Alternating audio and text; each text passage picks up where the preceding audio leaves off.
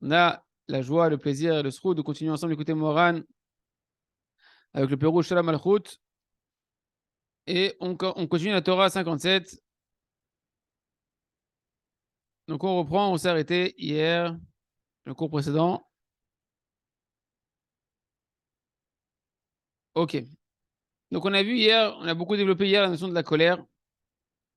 Et que la colère, Chas Shalom, elle fait perdre à l'homme l'image, la lumière sur son visage de l'image divine, qui elle, quand l'homme est créé à l'image d'Hachem et qui préserve la lumière de son visage, la lumière divine qui est sur son visage, toutes les créatures, elles le craignent.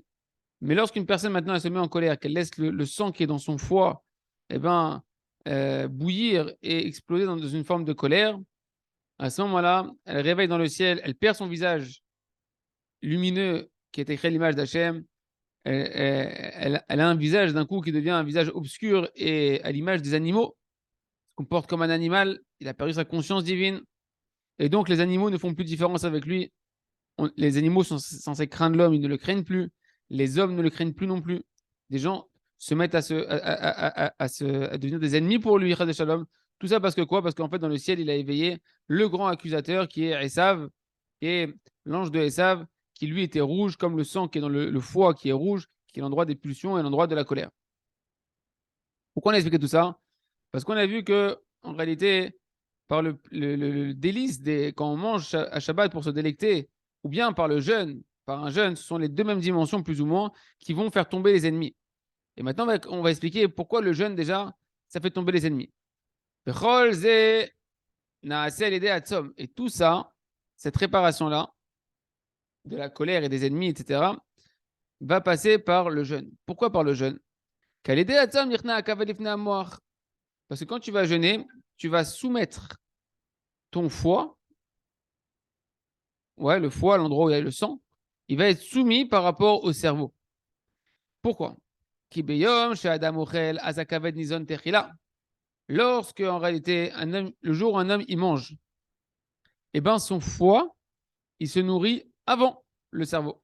C'est d'abord le foie qui va se nourrir. Tu manges, donc tu es en train d'activer l'appareil digestif. Le foie va se nourrir en premier. C'est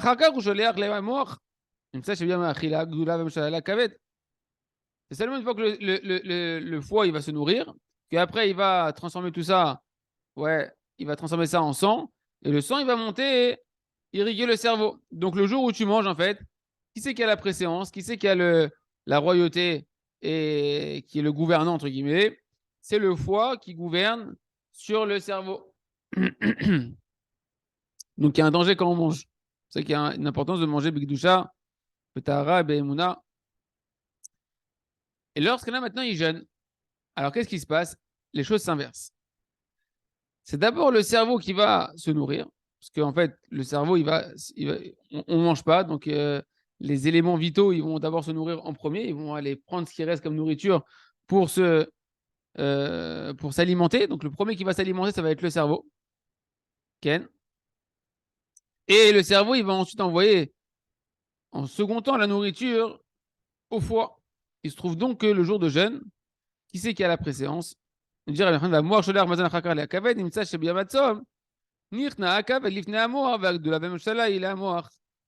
jour de jeûne, c'est le foie qui va se soumettre devant le cerveau.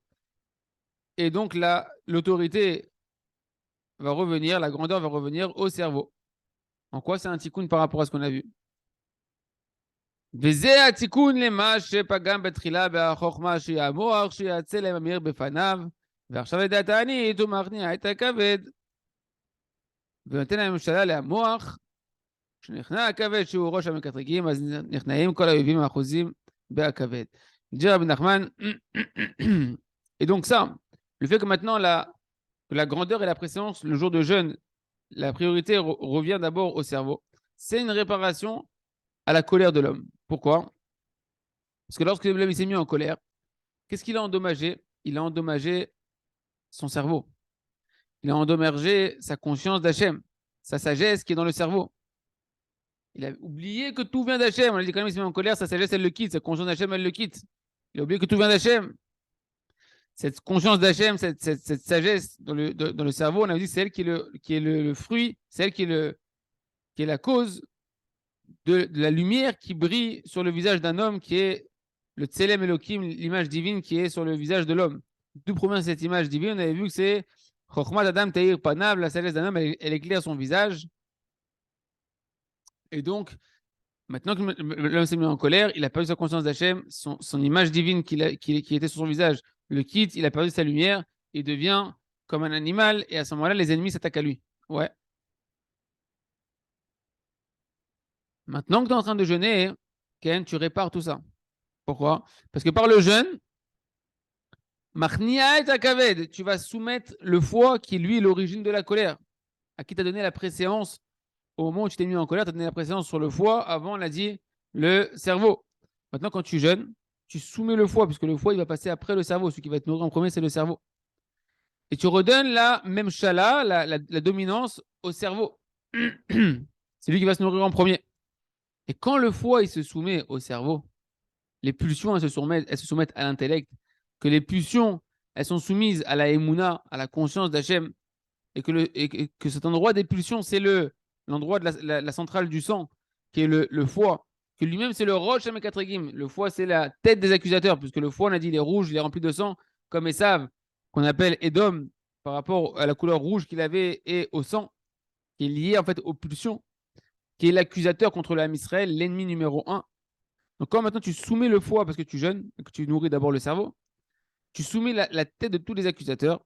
Et donc, à ce moment-là, tous les ennemis qui proviennent, en fait, qui sont une conséquence, en fait, de l'accusation qui provient de la tête des accusateurs, qui est le foie, qui est Esav, eh bien, ils se soumettent aussi devant toi. Tu retrouves ta lumière de ton visage, tu retrouves ta émouna, tu retrouves ta conscience d'Hachem, etc., etc. Est-ce que ça va jusque-là ou ça reste encore un peu obscur? Ça va, c'est clair? Oui, c'est clair. On continue.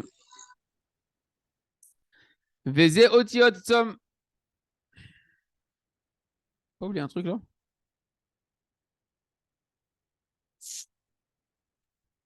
Non, c'est bon.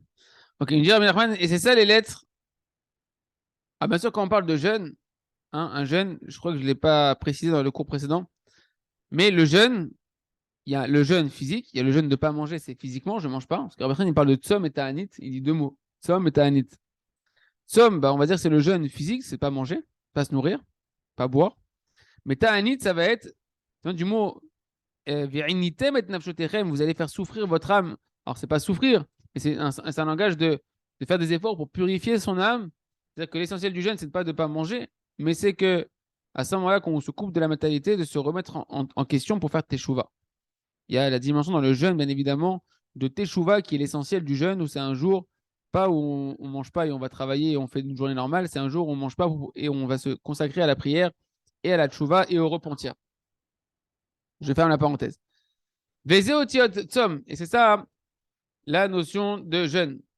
Notarikon, vechatoti mipanav tsarav. C'est les initiales, en fait, le mot jeûne, qui veut dire tsom, tzadik vav, même sophite, vont être les initiales de trois mots dans Tehillim 89, vechatoti mipanav tsarav, et je vais soumettre devant son visage ses ennemis. D'accord? Et nous dit Rabbi Nachman, quel rapport avec le mot tsom? Pourquoi le mot tsom, il forme ces trois mots-là?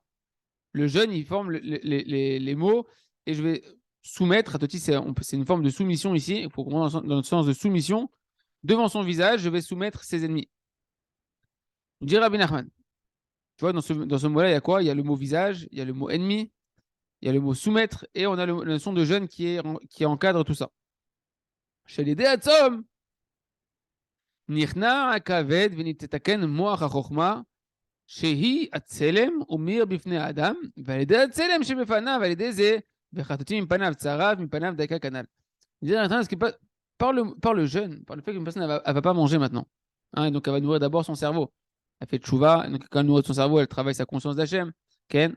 Elle va soumettre son foie, qui est l'endroit des pulsions, parce que le foie ne va être nourri qu'en second plan. Tu vas commencer à pouvoir travailler, d'abord faire travailler le cerveau et la conscience d'Hachem avant de commencer à travailler les pulsions. Donc le jeûne va te permettre de soumettre le foie. Ça va te permettre le jeûne de pouvoir réparer ton cerveau, ta conscience d'Hachem. que là-bas, toute la lumière d'Hachem, toute l'image que tu as été créée à l'image d'Hachem, c'est quand ton cerveau, quand dans ta conscience, Hachem, il est là, à ce moment-là, ton visage, il illumine, il brille. Ouais. Et par le jeûne, qu'est-ce qu'on dit qui nourrit en premier? C'est le cerveau. Et tu fais tchouva, donc tu retravailles ta conscience d'Hachem et tu soumets les pulsions qui sont dans le foie. Alors, à ce moment-là, le visage de l'homme, il va éclairer. Ken, par la lumière divine qui vient sur lui. Et c'est ça le sens du verset qu'on a vu. Vechatoti mipanav tsarav. Et je vais soumettre devant son visage ses ennemis. Et Rabbi dit devant son visage mamash. Pourquoi? Parce que c'est quand ton visage, il irradie parce qu'il a la conscience d'Hachem, que tu es conscient que tout c'est Hachem, que tu es conscient que tu es un enfant d'Hachem, que tu es conscient que tu es une part d'Hachem, et qu'à ce moment-là, tu as une lumière spirituelle qui va sur ton visage, alors tes ennemis devant ton visage, ils se soumettent. Et ça, c'est les initiales du mot tzom. Parce que le tzom, c'est le jeûne. Quand tu jeûnes, tu fais tout ce travail-là. Tu nourris d'abord le cerveau avant le foie, c'est-à-dire que tu fais passer d'abord la conscience d'Hachem, tu fais tes chouvas avant les pulsions. Et quand tu fais travailler, d'ailleurs, regardez bien, c'est comme c'est joli parce que c'est quoi un melech? C'est quoi un roi? Toi, tu es un fils de roi. Quand tu es un fils de roi, tout le monde te craint. Tous les ennemis spirituels, physiques, tout le monde te craint. Même les animaux, ils te craignent. Tu es un fils de roi, tu es le fils du roi des rois. Melech, c'est les initiales de Moar Lev Kaved. C'est l'ordre qu'il faut avoir. D'abord le cerveau, même de Melech, le même au début du mot Melech, c'est Moar, c'est le cerveau. Le Lamed de Melech, qui est la deuxième lettre du mot roi en hébreu, Lamed, c'est la première lettre de Lev, qui est le cœur. Et le Chav Sofi du mot Melech, qui veut dire roi, ça fait la première lettre du mot Kaved, qui est le foie, qui est les pulsions. Un roi, être roi sur soi-même, c'est celui qui fait d'abord passer son cerveau et sa conscience d'Hachem. Ensuite, il écoute le cœur, il fait descendre dans le cœur. Et ensuite, après avoir géré tout ça par le cerveau et le cœur, il va gérer les pulsions. Et pas l'inverse. Pas les pulsions vont entraîner des sentiments qui vont après que le cerveau il va suivre derrière comme un mouton. Il a fait, je fais la parenthèse, c'est clair ou pas? Il a fait. Donc jusque-là, Rabbeinu Akadosh, il a expliqué la grandeur du jeûne.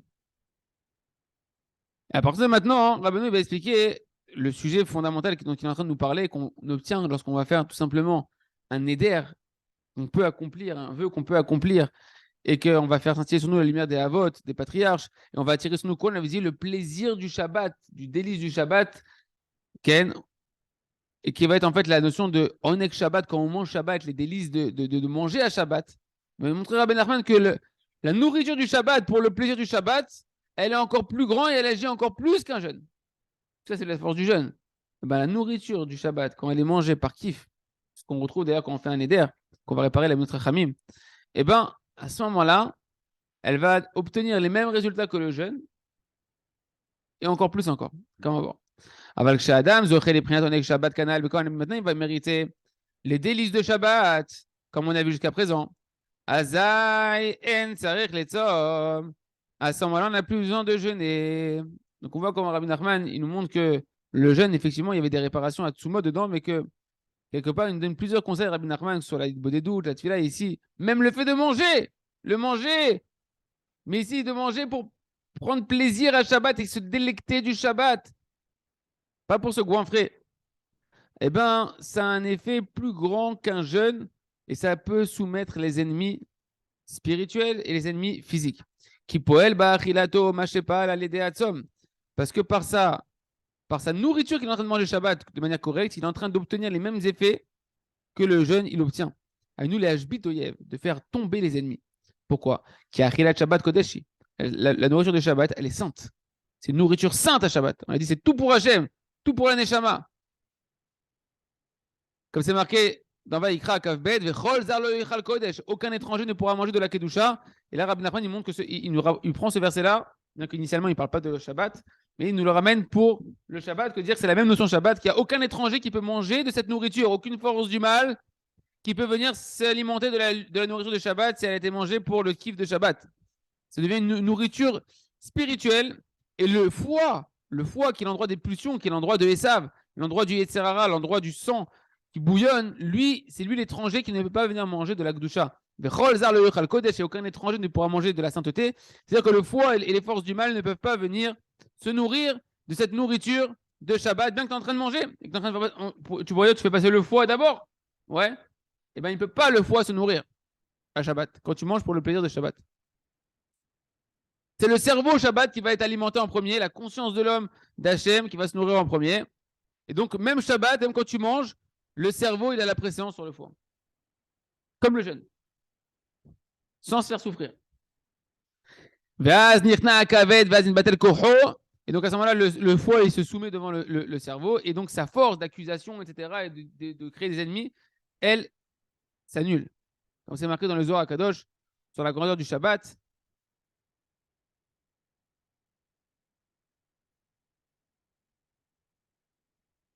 Mechila. Super. Shreinu matochelkeinu.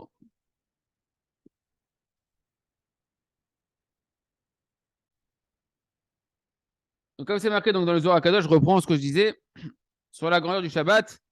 Donc, dans Zohar Parashat Trouma, Vechol Shultane Rugzin, toutes les forces du mal, des accusations, de la colère qui proviennent de la colère, etc.